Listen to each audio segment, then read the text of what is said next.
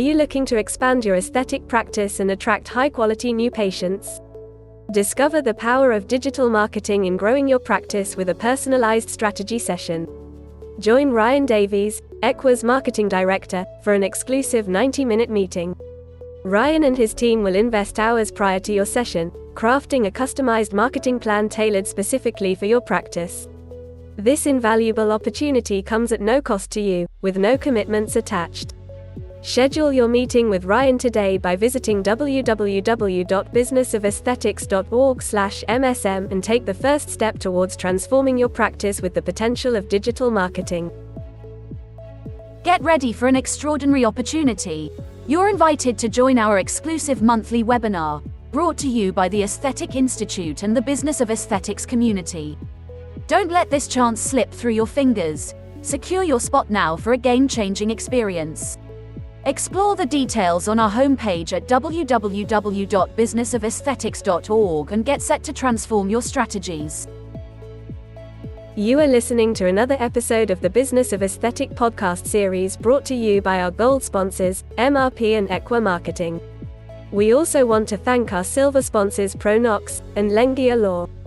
If you would like to network and share your experience with our podcast guests and other aesthetic industry professionals, join our Facebook or LinkedIn communities by searching for Business of Aesthetics. Prepare to be inspired as we introduce Ryan Davies, an esteemed professional and seasoned digital marketing advisor at Ekwa.com. Renowned for his expertise in sales and marketing psychology, Ryan possesses a wealth of experience collaborating with companies and political campaigns. He profoundly understands the intricacies of consumer behavior and how it influences purchasing decisions. As a certified Sandler sales and challenger expert, he brings a unique perspective, employing innovative sales techniques that drive tangible results. Without further ado, let's dive in. Welcome to another captivating installment of the Business of Aesthetics podcast. I'm Ryan Davies, your co-host and at the heart of the Business of Aesthetics community and podcast. Before we immerse ourselves in the riches of today's episode, I want to express my profound gratitude to all of you, our incredible listeners from across the United States and all corners of the globe. Your willingness to embrace and share this podcast and your invaluable insights and experiences have collectively transformed our community into a thriving epicenter of wisdom and innovation. Your unwavering dedication is the cornerstone of our success, and we can't thank you enough. Today, we're going to dive right into our main topic, phone call mistakes that are costing you patients. And to talk with us today, we have the founder and CEO of Ekwa Marketing, Naren Arulrajah. Naren, thank you so much for joining us here today. Thank you so much for having me today, and I'm really looking forward to this conversation, Ryan. Yeah, I think this is going to be a great episode. We're talking a lot about, again, that phone call mistakes costing you patients. You work so hard to get the phone to ring, and then you end up with not fully taking advantage of all of that effort that you've put forward through your marketing, through your word of mouth, through all of the things that you've done to brand build. So let's dive in, really starting with the basics, right? So you get that first phone call. It is that first time that somebody is reaching out to book an appointment. Naren, why is it so important for aesthetic practices to answer that first phone call properly and promptly? Yeah, absolutely. I think let me tackle the promptly first, because, as many of you know, I founded the Business of Aesthetics community and also the Aesthetics Institute. So that gave us the privilege of working with hundreds and hundreds of practices. We do all kinds of events on all kinds of topics. Also, as the CEO of Ekwa Marketing, we help quite a number of med spas, dermatology, plastic surgery, and other aesthetic practices with marketing. And one of the things we do is we record calls. And the reason we record calls is we want to know what's working, what's not, which of our practices are doing extremely well versus which ones are struggling. Because imagine having awesome marketing, but the phone experience is not up to par. You're going to lose a lot, right? The average aesthetic practice only books 1 out of 3 new patient appointments. 1 out of 3. And you said just something as simple as answering the phone call promptly. Many practices don't do that. Like, I have seen practices that miss 30% of their total phone calls. Just think for a minute. Like, 100 people come into your office, 30 don't even get in because you had the you had the doors locked accidentally, so to speak.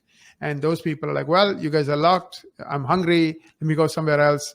They go to the neighboring store or the neighboring restaurant, and you lose that business, right? So just that simple thing as answering the calls and answering it promptly can make a huge difference.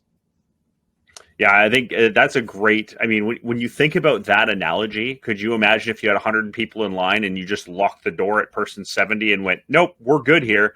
You'd think you're crazy. Like literally you're turning away people that want to give you money for no reason, right? And that's kind of what it comes down to. But when we're talking about not answering it promptly, there's some common mistakes I think practitioners are making when they're trying to do that. Like you said, I think part of it could be staffing times. It could be not knowing your, when's the busy time to make sure you're answering the phone. But I know there's a lot of things that you've noticed in your, over a decade of doing this, almost 2 decades now of doing this and analyzing it. For what are some of those common mistakes that practitioners are making when they're trying to convert these new patient calls into scheduled appointments? Yeah, so maybe we'll have a conversation around this because this is a big topic.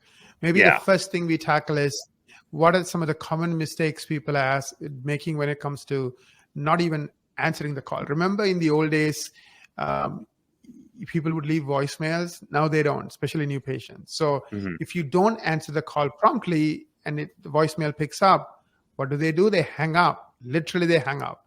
They don't leave a voicemail, which means you don't know who they are. You don't know what they wanted, and they are now thinking of the next practice on the Google list that they are going to call as opposed to your practice.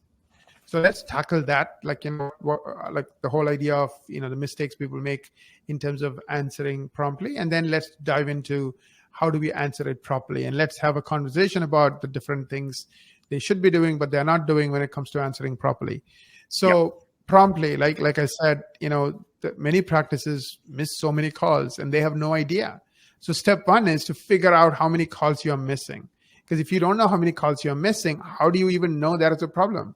If you don't know there's a problem, how do you fix it, right? And again, you, the business owner, doesn't know it. Your team doesn't know it. So you can't blame anybody for fixing a problem they never thought they had. So you need data around it. So step one is to figure out what's your missed call percentage. Step two, why are they missing calls? Maybe there's a phone issue. Maybe there's something wrong with your line. It happens with technology today, right? In the old days, we had physical lines. Now it's all VoIP and internet. And sometimes it works, sometimes it doesn't. And you don't even know when it doesn't work sometimes. So are you doing tests to make sure things are always working? Are you doing for example, overloading your lines? Are you getting 3 people to call at the same time and see if it still works? Maybe it works for 2 people on the line, but it doesn't work for the third one. So test those edge cases and continue to test them. Don't assume it works because it probably may not be working and you have no idea. So I think that's one of the places I would really focus on when it comes to, answering the call promptly, right? I think that's perfect, right? And like you said, making sure you understand the data that exists, right? That's really what it comes down to. Are you staffed at the right times? Are you answering it on the right number of calls? Are you transitioning? If you're getting a lot of calls at once, all of those pieces, I think it comes down to, as you mentioned, what you need to measure in order to know, are you doing the right thing? Are you answering the call promptly? I think the step 2 is, like you said, is now the properly stage, right? So let's say you've gotten through those points here. You've recognized that you've staffed properly. You've done that level of training from that side of things. Now, I think, one of the things that we commonly hear is, but the job of my front reception, my office, the person that answers the phone is to answer questions. And that's not the case at all, right? In this case, it is certainly not just to answer questions. It's to get the appointment booked. So tell us your thoughts on that. 100%. Again, going back to the stat I shared with you at the beginning, 1/3 of new patients who are calling your office, if you're an average office, are booking appointments, which means 2/3 are not booking appointments. So the question is, where do you stand? What percentage of your patients are booking appointments? That's something you should know. And we'll come to that when we talk about metrics. But for now, just let's park it. So first of all, you need to know what your call conversion percentage is, which is of all the new patients who are calling your office, what percentages are booking. If you don't know the answer for that, then you have a big problem and you need to solve it. But now let's assume you have solved that problem, and we are talking about all the mistakes that practices make. We listen to thousands of calls and we see the good and the bad and the ugly. One of the biggest mistakes practices make is they put the wrong person on the phone. There are some people who get excited. You can hear it in their voice, like Ryan, for example, right? I can hear it in your voice. You're excited. You love people. You love to talk to people. And talking to you is like, oh, I want to talk to you. Versus some people like monotone, like they really don't want to be there. Okay, it's such a struggle. Like you just, like imagine having that person creating your first impression. So are you being selective in terms of who's answering that phone? Who is creating that first impression? Is that person a people person? Is that person, enjoys their role as opposed to they're doing it because their boss told them to?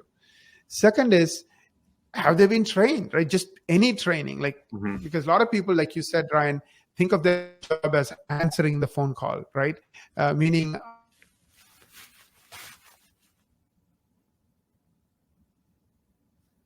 really, that's not the job. The job is to create an amazing first impression where you are like, wow, this place must be amazing just based on the call that I just had. That person is so excited that I called. They're so helpful.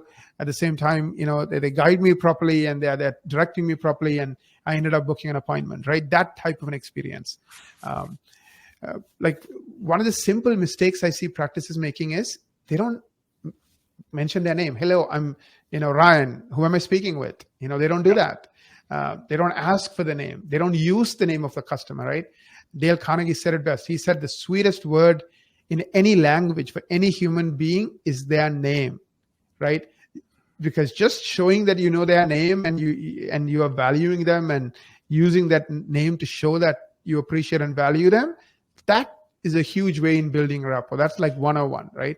As opposed to, I don't even know you. I don't even know who you are. And I'm just talking to you like you are a bother, like you are a nuisance who's just wasting my time, right? Do you want to go to the practice that makes you feel like a nuisance?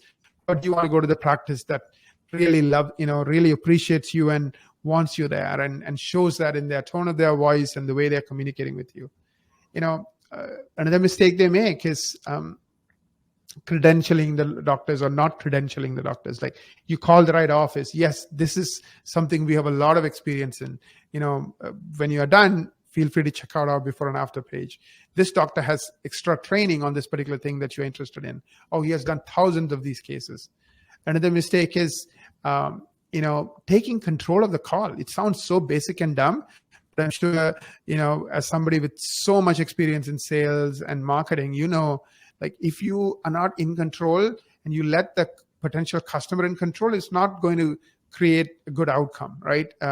Just answer questions and you never book an appointment, right? Even something as simple as asking for an appointment, booking that appointment, what language you're using to book that appointment. These are all the common mistakes I see, Ryan. And if you want to dive deeper into some of them, we can definitely do that. Yeah, absolutely. I mean, I think something we're seeing very popular in the industry and across all industries now is even things like the person who's responsible for answering the phone and booking these appointments. They're actually giving roles or titles like director of first impressions and things like that, right? Where it's really embodied in who they are to say, this is what my job is to create that first impression.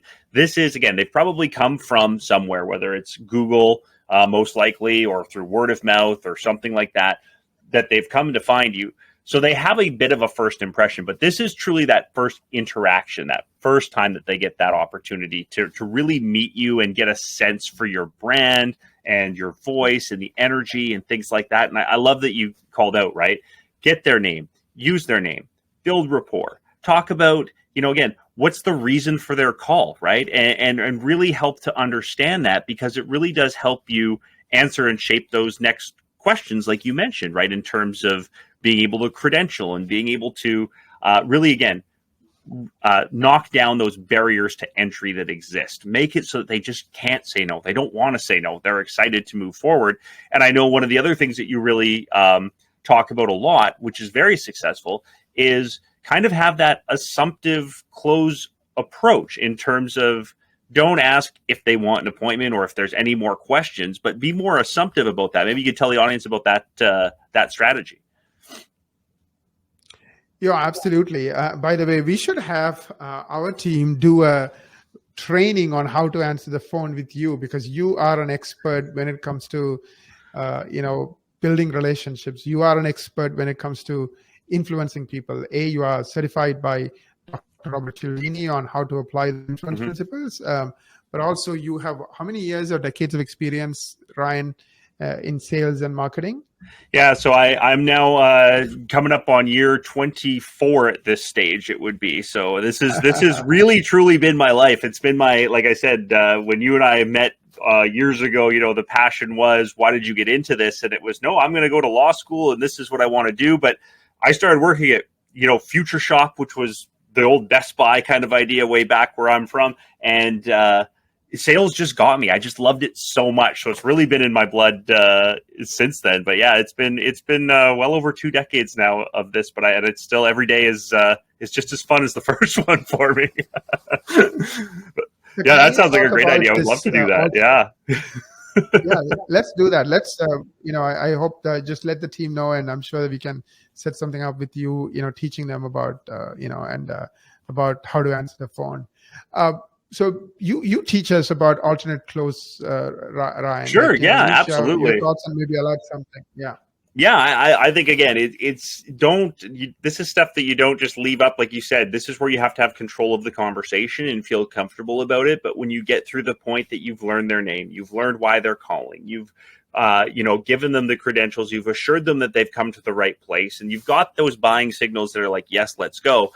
It's not, would you like to book an appointment, or how, you don't leave it too open. You just say, do you prefer mornings or afternoons? Are you looking to book right away or into next week? Do you prefer early in the week or late in the week? Right. And just, I've got 2 kids, both, one's about to turn 4 tomorrow, actually. But they're both, under the age of 8.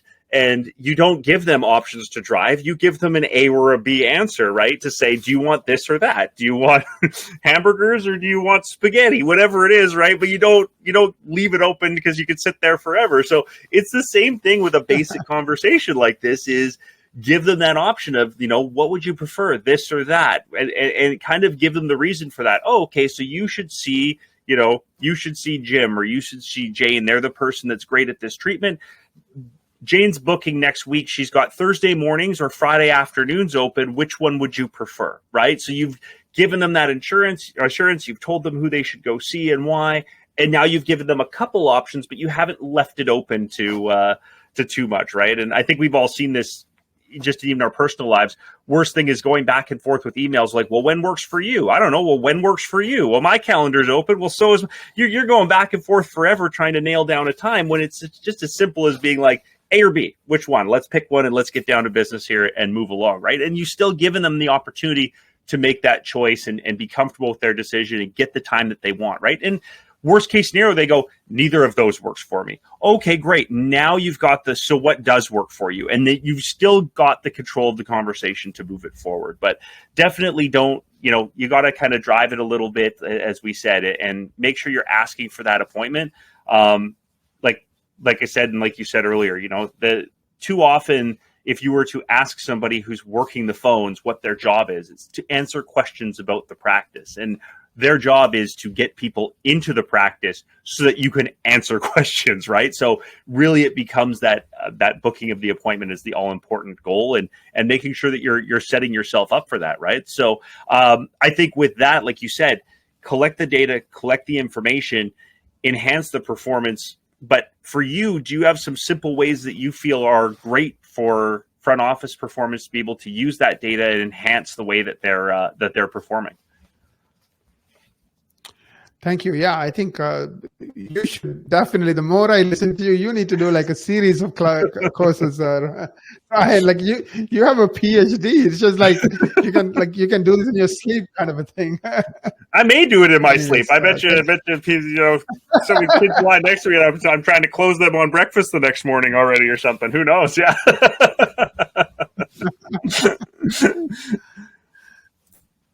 Yeah, so let's keep moving. So anything else you want to talk about outside of the alternative close when it comes to strategy or methods on how to answer the phone in an Yeah, effective way. I think right? you nailed it before when you were talking about be in the right mindset, make sure you've got the right person there, the right energy behind it, and try and keep conversations short. I think that's probably if I had a weakness, it's always good to identify our weaknesses. That's something where I could get on the phone and I could build rapport for 30 minutes if I wanted to, right? I love having conversations with people. I keep talking, but there are more phone calls coming in. There's more, people coming to the front and things like that. So be friendly, build rapport, find something personal to relate on. Again, going back to Dr. Cialdini's principles, right? Unity and likability are two big things that you want to focus on. So find that common ground, find something that you want to, what's the reason for this? Well, it's my daughter's wedding that I'm going to. Oh, wow, that's incredible. Tell me about the wedding. Where is it? When is it? All of this stuff. I was just at a wedding last week, whatever it is, right? To kind of, again, build personal rapport, learn their story, bring that into the notes, right? So that when they show up, you've got that information at hand. And again, it just goes back to showing you care, that it's not you're not a turnstile. You're not focused on quantity over quality. You're very much there to get to know them and provide them the right treatment, right? Because another thing is people call in, in the aesthetics world, I want Botox. Okay, is that because you want Botox, or have you had the right, so great. Hey, that's wonderful. We have some of the best injectors. This is this, we can go through it all. But so many times by the time they get there, that's not the right treatment for the result they're looking for, right? So you want to open it up to go, not only do we have injectables, but we do this, and this, and we got that. Like, be able to really tell your story while still turning it on them to let them know that you are there to support them and help them. And that booking that appointment is the best way to discover that roadmap for treatment and success that they're looking for. So my thoughts. And one thing you mentioned that's very true is mindset, right? Like, for example, the customer or the person on the phone asks a question about price. And I've noticed a lot of people answering the call, immediately they get negative. Oh, he's a price shopper. She's a price shopper. And you can see their tone drop, like that excitement just drops like a rock, and immediately the patient feels it, or the potential patient feels it. Yeah. Now, this is a true story. This is a lady from China. She comes to the US, I guess, or China or Hong Kong. Obviously very rich. And when she comes here, she does a lot of aesthetic works done, like maybe $30,000, $40,000. So she was talking about, she was very keen on price. And what if I do more? Will I get a discount and all that kind of stuff, right? Because I guess she's here for a short time. And I guess from where she comes from, this idea of getting a deal is in their DNA, right? And it's just like, maybe her mom or whoever taught her that, like, always try to get a deal for everything you do. So she's asking this, but I can see the person answering the phone, was not empathetic, didn't understand that. So almost like the tone changed, the demeanor changed, everything changed. And this doctor, when he listened to that call, when we played it back to him, his jaws dropped. He's like, oh, this is my ideal patient. And of course, this is the lady who, of course, can speak Mandarin, and which is one of the reasons, the person, wanted to come to her. I'm talking about the practice owner / practice owner, right? So like, mindset is important. So when you start listening to calls with your team members, sometimes you will notice these mindsets we as humans have, let's call them biases, will influence who we are and how we are being. And of course, I mean, what's the famous phrase? Don't judge a book by the cover. Like, just because they have an accent, just because they ask the wrong question, like price, don't assume they're not a good patient, because you will be surprised. Absolutely. Yeah. That is an incredibly important thing to keep in mind. One other little tidbit that goes a little bit off of that, same, but a little offshoot, is it's good to have practice. It's good to be skilled at it. I know you feel about this. Don't get scripted, right? Like, there's an importance to keeping a rhythm and, again, keeping a path towards the end. But if you get scripted in your how you pick up the phone and the 5 questions you're going to answer, and again, it really loses that personal flow, that personal touch of things, right? So again, there's a difference between being practiced, rehearsed, feeling comfortable, but you have to have a little bit of given leeway through this thing and go through that. And I think that's that would have been another, thing that you get a lot is when people ask price or whatever, they get scripted with like, well, this is our price on per unit, or this is this, or whatever, right? Like, great.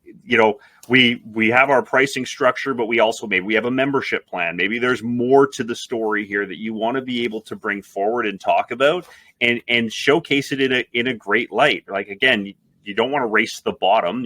That's not what you're looking to is commoditize it. You're looking to say, we charge a very fair price for our price per unit in Botox, but it's because we do this and these are our credentials and we bring all of this wonderful stuff forward. Plus, we really want to make sure that Botox is even the right fit for you based on, the results that you're looking for. The best way to do that is to come in and see, Dr. Smith, who's going to be able to make that assessment, have that conversation with you and give you the best service, regardless if it's Botox, and give that forward, like you said. But don't get too scripted, don't get too rigid, and don't definitely park the biases. It's tough, especially if you've had a day where you answer the phone, you get like 3 people answering the same question in a row. Gets that really like, oh, come on, you got to be kidding me again. Someone asking this, right? Like, you got to take that mindset and have fun with it and try and shift gears away from it, try new things and try and break the patterns for it. So definitely, I think there's a lot of great takeaways from that sense.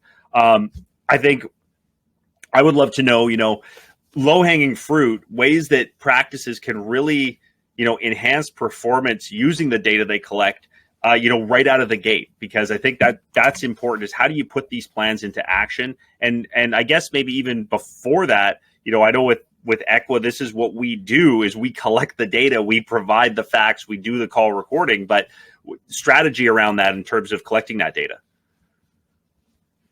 Absolutely. So, the data that's really important when it comes to the phone, number one is how many calls are you getting from different things you do. So we set up a call tracking number as Ekwa when we do marketing. So we know, okay, our clients get the last 30 days, this client, let's say Dr. Smith got, 290 calls from marketing, right? That's step now. How many calls are you getting? And you need to put tracking numbers.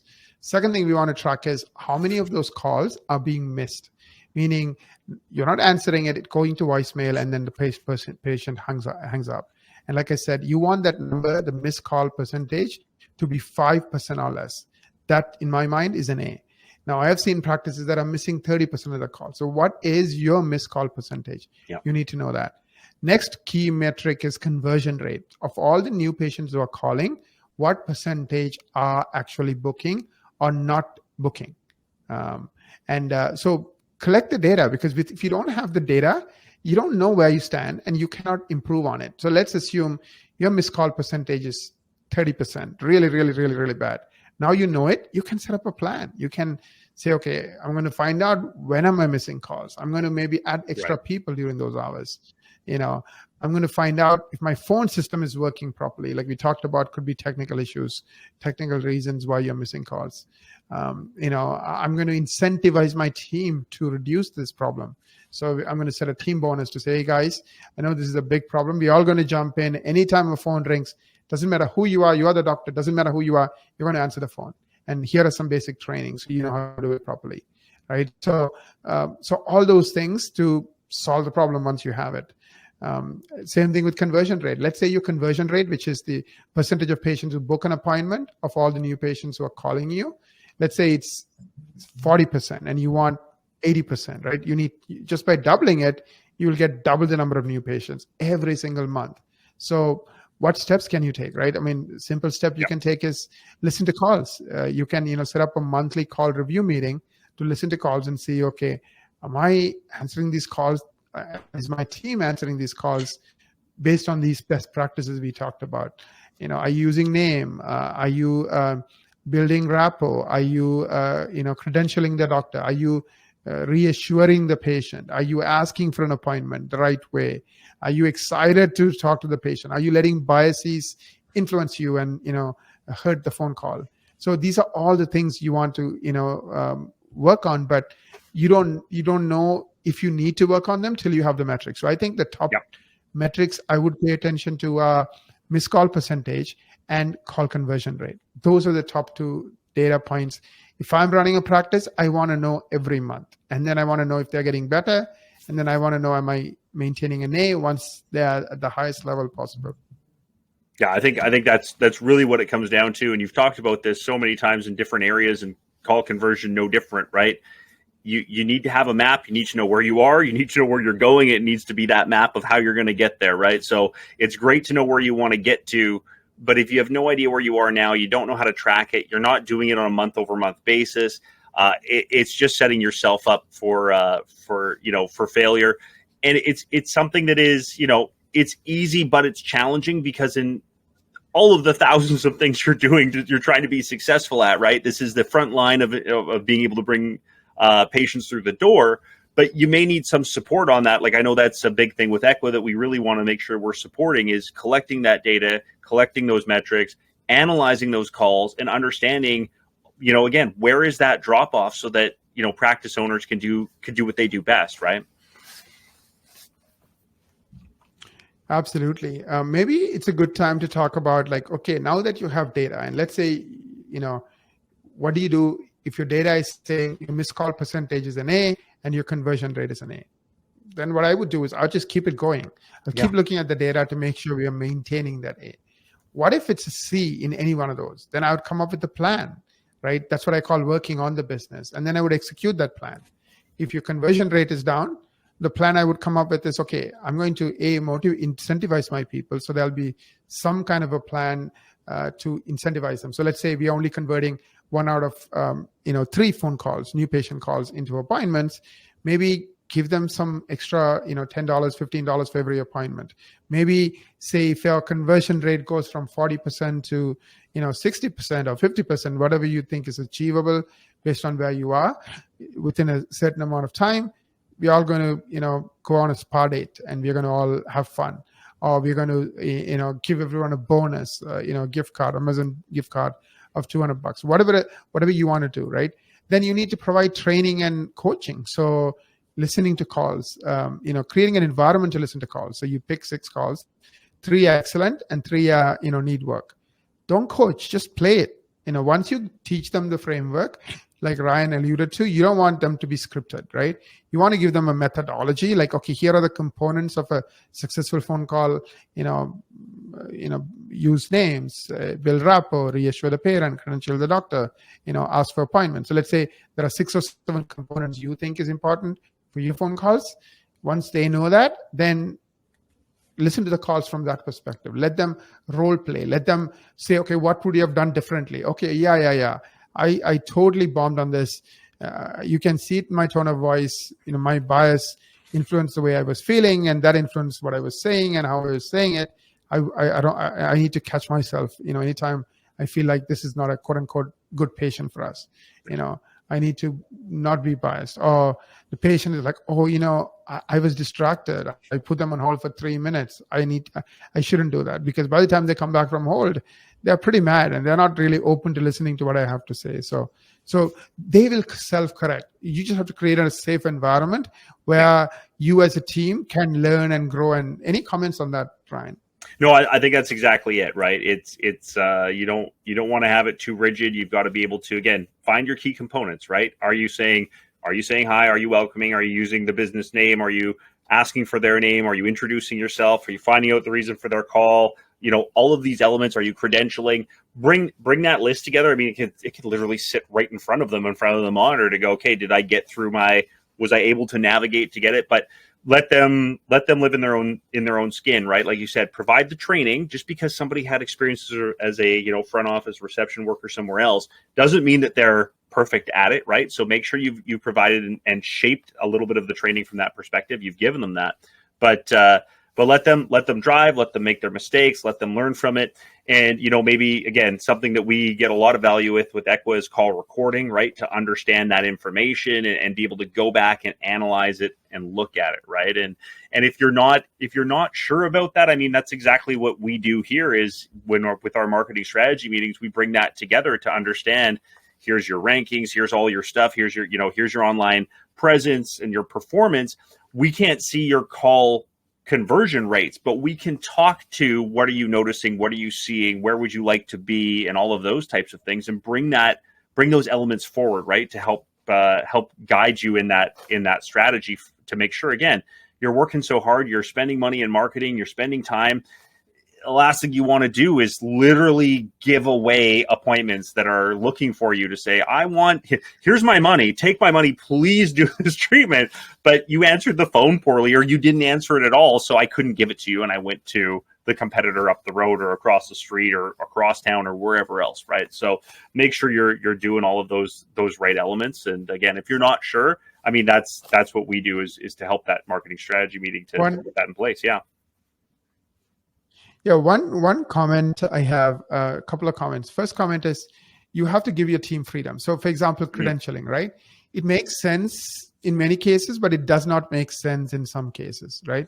Like for example, if the patient is unsure, they're like, you can see it with the questions they're asking, you need to credential, right? If the patient is like, I need this yesterday, then you don't need to waste your time on credentialing. Right. So even though there is a formula or a framework, you need to train your people, and your people need to understand they have the freedom to discard certain parts because it's not needed.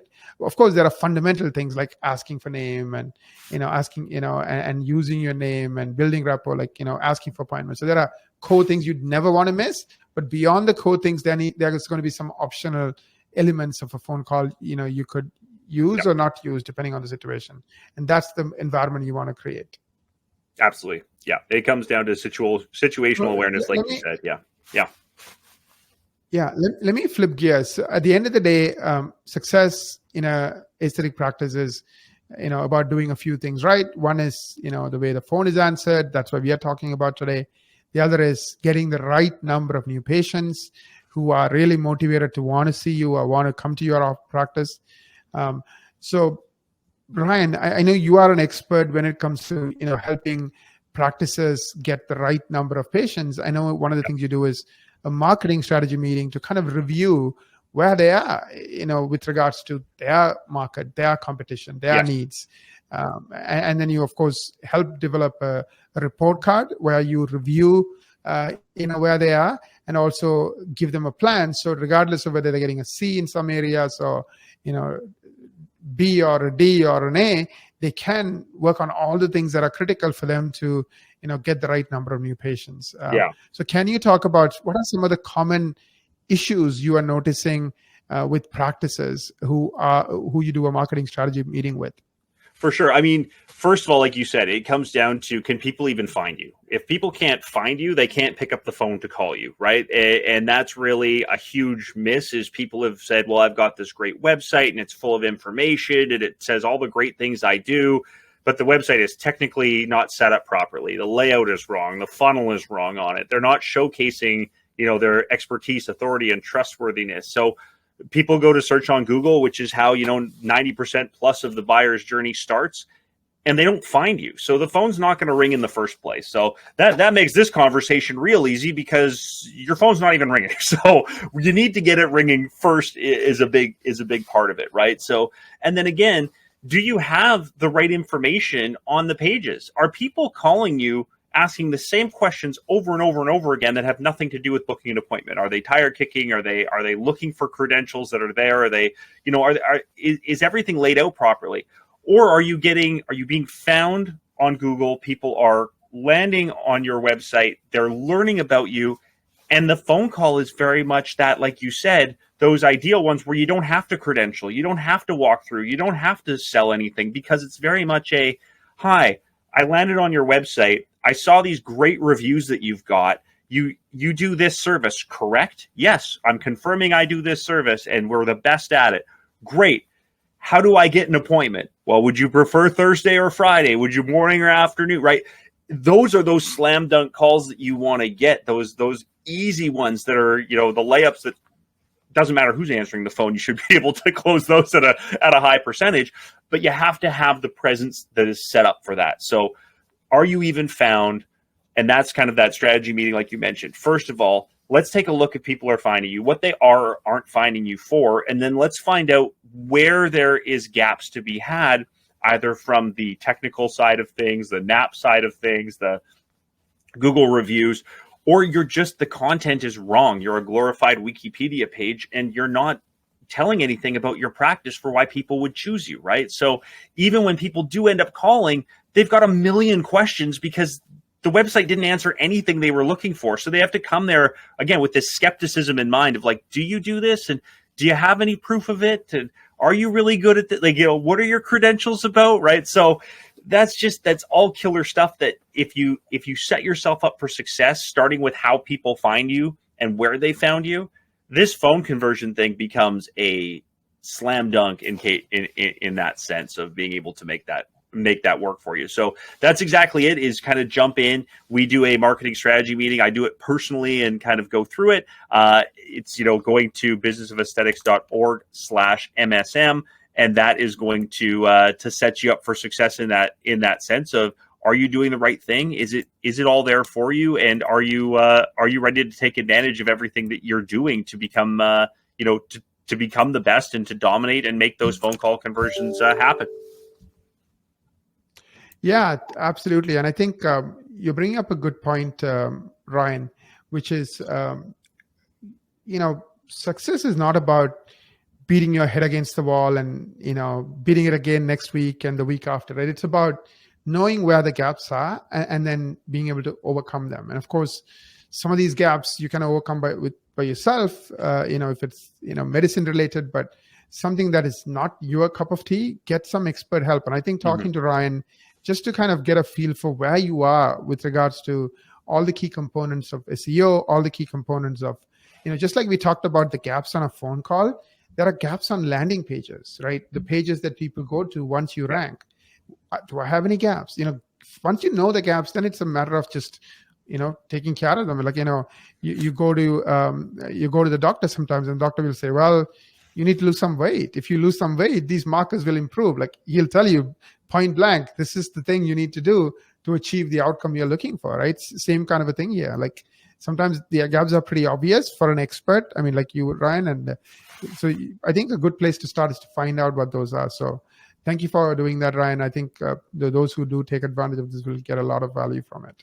Absolutely. And it's always a good time to go through and really understand. And like I like to say, you'll definitely laugh. I'll try not to make you cry, but sometimes you might see some results or some gaps or some money left on the table, and it could happen, but it's a great way to understand where you're at. And again, walk through that whole process to make sure the phone is ringing. So that the biggest problem you have is, I need more people answering the phone because this is, I'm getting overwhelmed. So I think that's a great place to kind of wrap it up. Naren, I don't know if you have any final thoughts that you'd like to leave with our audience here, just about our topic that would resonate with them around, their plan for the phones and the mistakes that people are making that are costing them patience. Yeah, I to leave with our audiences, find out where you are, find out where your challenges are, whether it's in marketing or whether it's in the phone, and then come up with a plan to overcome it. If you do those two things, you're going to make sure every year is better than the last year. So it's like knowing what you need to do. It's like we talked about, right? Having the right map on where things are versus where they need to be. Yeah. And then, using that map to get where you need to get to. And that's how I built our business. Today we have 250 people. And we do a lot more than we did, several years ago even. So you can do the same thing. You can make every year your best year yet. Just find out what your gaps are. And hopefully this conversation about phone calls hopefully is useful as well.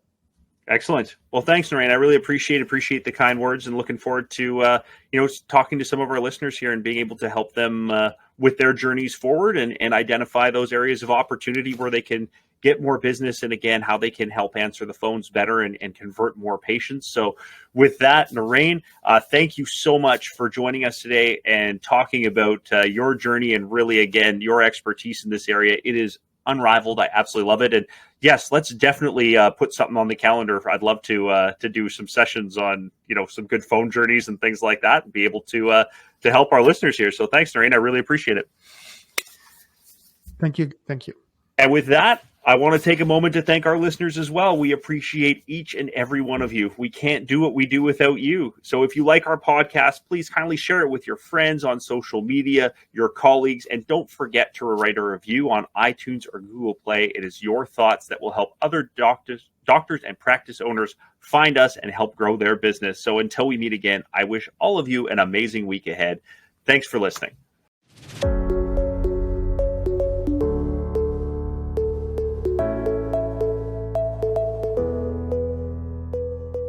Thank you for joining us this week on the Business of Aesthetic podcast series, brought to you by our gold sponsors, MRP and Ekwa Marketing, and silver sponsors, Lengea Law and ProNox.